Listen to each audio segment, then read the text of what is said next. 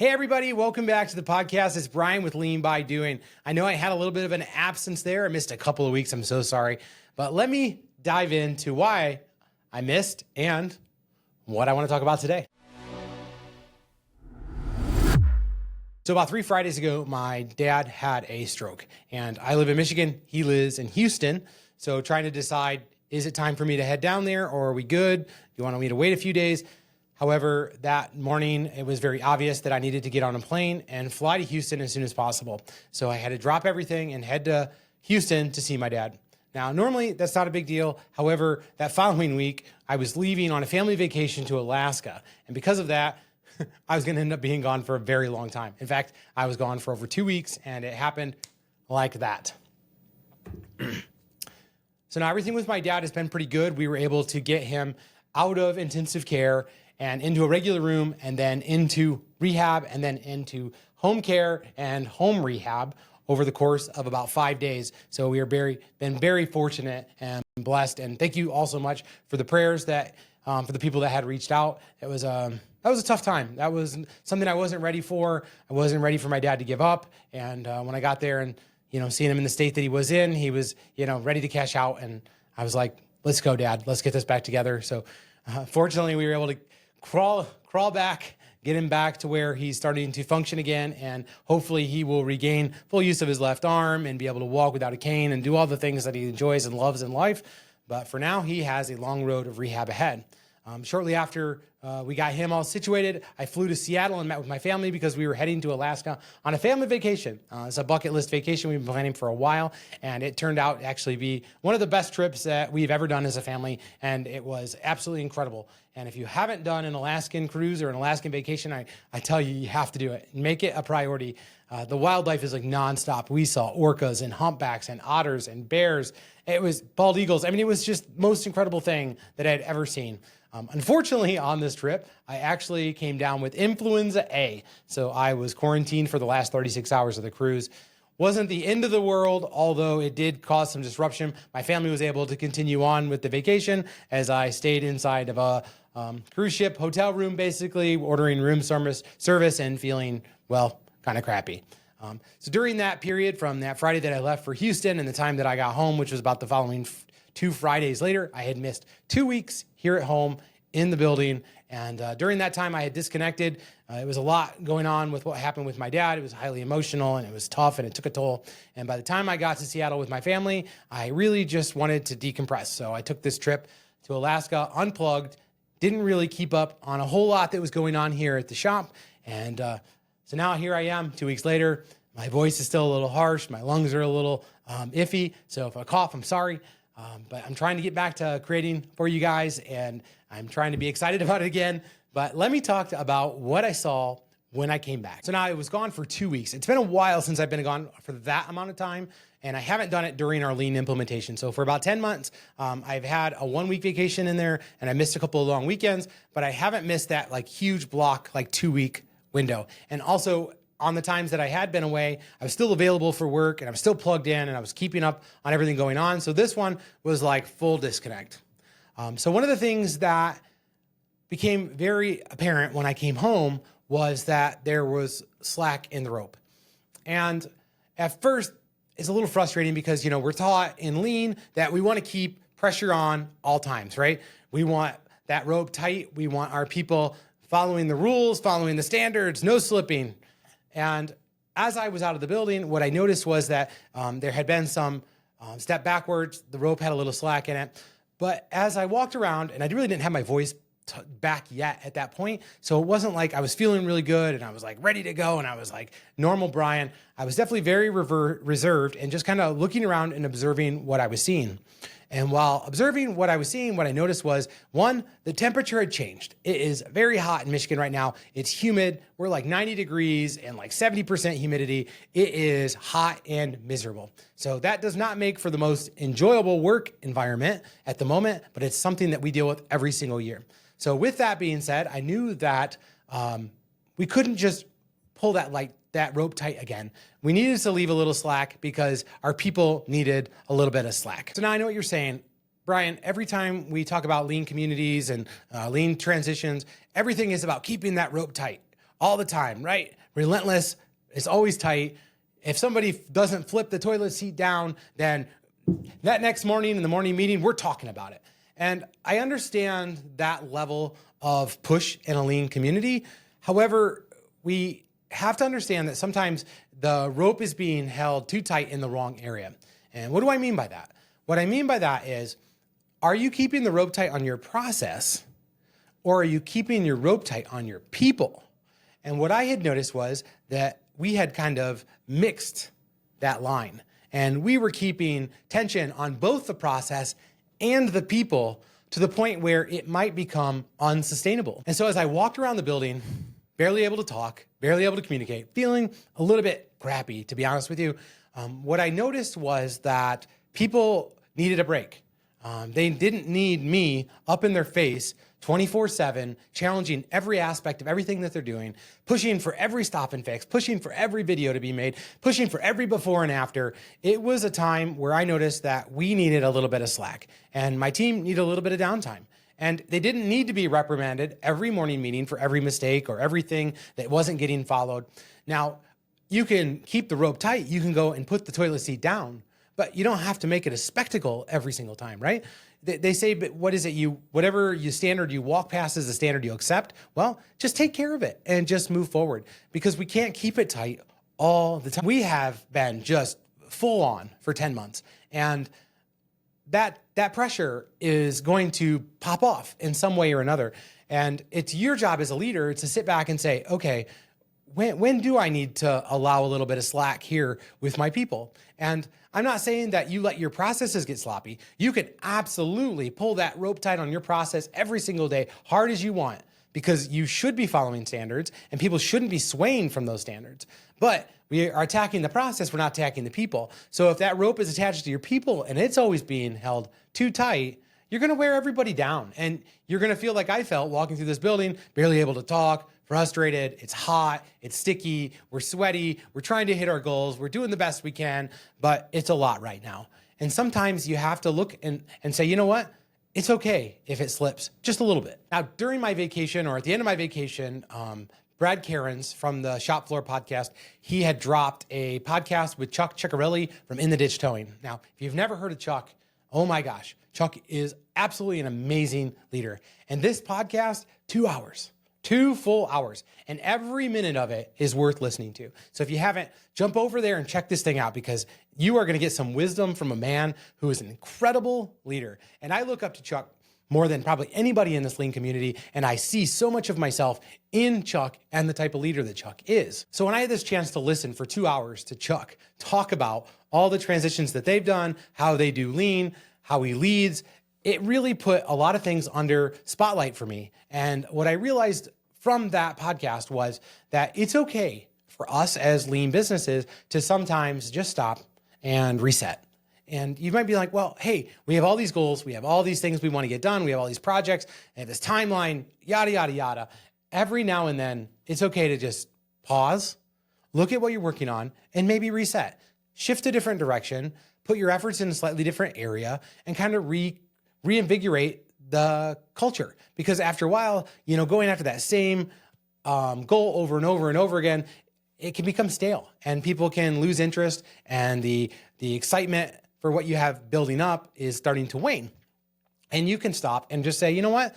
Let's target something else a little different right now, and let's breathe some fresh air into our process and into our business. Now, the other thing is, like, Chuck absolutely gets it. And one of the questions was, hey, Chuck, how are you like this? How are you this great leader? And were you just born this way? And his answer was so profound. He basically was just like, I'm not a great leader. I've yelled at people. I've screamed at people. I've lost my cool. I've hurt people's feelings. And he goes on. And it's like, these are all things that we've all done as leaders. I'm sure you can think of somebody that you hurt their feelings, or you yelled at them, or you popped off in frustration, and you had to rebuild that trust and that relationship with that person. But we're fallible. And even Chuck is fallible. And by thinking like, it's okay sometimes to give grace. And we talk about this all the time, right? We need to extend grace to our coworkers. We need to extend grace to each other. And what that means is, like, things are hard. This environment is challenging. I'm challenging as a leader, and I want so much for my team, but I mean it with like love. Like I want to push them to be the best people and the best employees and have the best life they possibly can. But sometimes that challenge just becomes friction. And sometimes you really need to say, do I need it all the time? And is right now the time that I need it to be full throttle? So coming back, finally getting my voice and getting some sleep over the weekend, I came back to work Monday morning and I looked around and I said to my leadership team, guys, we just need to stop, pause for a minute, look at what we're working on and see if there's a different direction. And it's okay to let this rope have a little slack right now, especially on our people. Let's give everybody a little bit of grace and let's try to regenerate that excitement and that push. But we have to understand that it's hot, it's humid, it's uncomfortable, and everybody's working hard. So let's try to give a little bit of grace where we can to the rest of our team. Now I'm telling you, like, it's okay to let up, but don't let your processes slip. This isn't a time where you say, okay, we're not gonna follow the standard work on this process, or we're not gonna follow the standards for how we do our operations, because that is a disaster. You're gonna introduce defects to your customer by being lazy. So you wanna make sure that you're holding your team accountable to the processes you have in place. But if they're hard, maybe it's time to stop and look at those hard processes and try to remove some of the burden so it makes their job a little more easy and a little more comfortable. You may have a process in your building where it's super laborious and it's heavy and it's hard, and you may need to say, now's the time to look at this and figure out, is there a way that I can remove some of this burden and remove some of that stress that they're under? And maybe it might not be the thing that moves the needle for you financially every single day, but if it can help your staff have a little more capacity by just relieving some of that tension, then by all means, make it a priority. I'm really big on focusing your improvements to where they actually help the bottom line. And I know that's super taboo and no one wants to talk about cost savings and lean, but the idea is that we're trying to make the most of money that we can, but also make the work as easy as possible for our team. And it's kind of hand in hand. So if you can make the job easier for your staff, it's gonna make it cost less to make. And because of that, sometimes you get caught up in looking at all of the processes that make the biggest move for the needle for the company. And that may not be the time or the place that you're at right now. And we had a lot of things that we were focusing on and building towards. And when I listened to Chuck say, sometimes you need to stop and just hit reset, I thought we absolutely need to stop and hit reset. For 10 months, I have been pushing this lean journey so hard, like really hard. And I get it. We all want it. We all want it so badly. But sometimes you just need a little bit of a time to say, let's hit the reset button. What's important now? Because what was important 6 months ago may not be the top priority right now, right in front of us. And one of the things that had really struck me when I got back was how far we've actually made it. To be disconnected for 2 weeks and then to come back in the business and look at the operation and go, wow, like we've really come a long, long ways. And in a short amount of time. And sometimes you have to reflect on that and say, this is good. We're good. It may not be perfect. It may not be where we want it to be, but today, this is good. We have made progress. We have changed our process. We have changed our business, and we've improved our employees' lives over that 10-month period. No matter how hard it was, they can't take it away. We've already done the work. But now it's time to start looking at burden and what that burden looks like on our people. And we're holding this rope tight and we're holding these expectations tight. But are you looking at the little things that are causing them discomfort? And one of the things that we talked about was we have 2 different powder coaters. And one of our powder coaters is a lot faster than the other one. And we've been talking about what is it? Well, one of the differences is Travis, he's 9 inches taller than his brother. I mean, 9 inches. That's a lot of height. So you can say, okay, are our racks too tall? You know, is Nate at a disadvantage because when he was reaching way up to paint, you know what I mean? He's got more wasted motion than Travis, who's in this range. And you have to start really looking at this stuff and thinking like, okay, one, we used to have like really crappy racks and now we made really nice racks. But now we're at a point in our business where I can say, maybe we need to just cut 4 or 5 inches out of the height of these racks.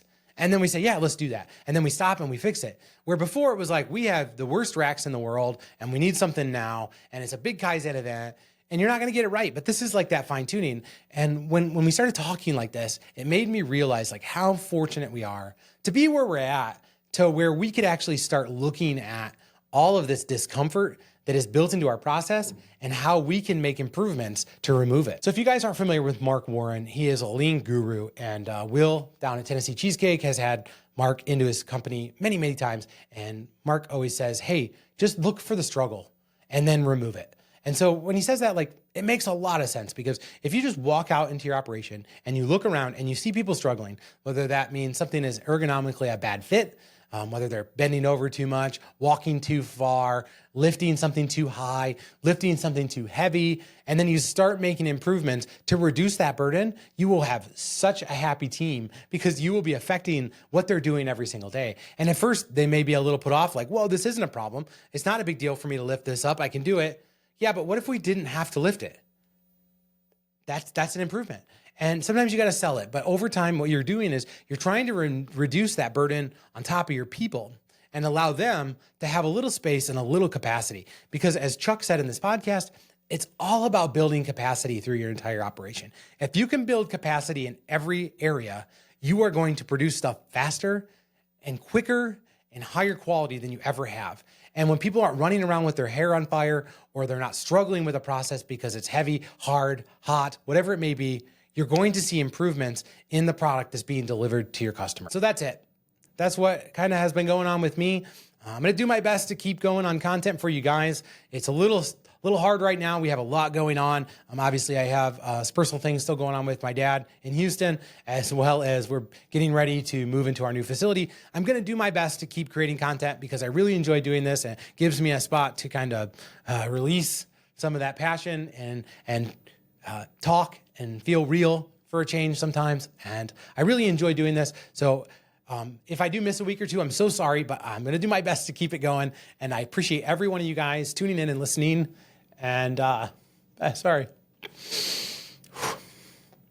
I just appreciate everyone that reached out to me over the last couple weeks. I kind of went MIA, and people noticed, and it meant a lot. It meant a lot to my family. It meant a lot to my dad to have all these people praying for him. And yeah, I'm just so grateful for the community. And I just want to say thank you guys from the bottom of my heart and my family's heart. Thank you guys. And as always, be sure to tune back in for another episode of Lean by Doing podcast. And if there's anything that you guys want to see, shoot me a message. I would love to share with you guys anything. If you have a problem or an issue or something you would like me to talk about, fire it off to me. And also drop down into the description and you will find a link for a Lean toolkit. Pretty soon I'm going to be dropping a Lean 101 learning program in there, which is going to be super awesome for everybody to be able to start doing training internally with your staff. So keep an eye open for that as well. And I will catch you guys on the next episode.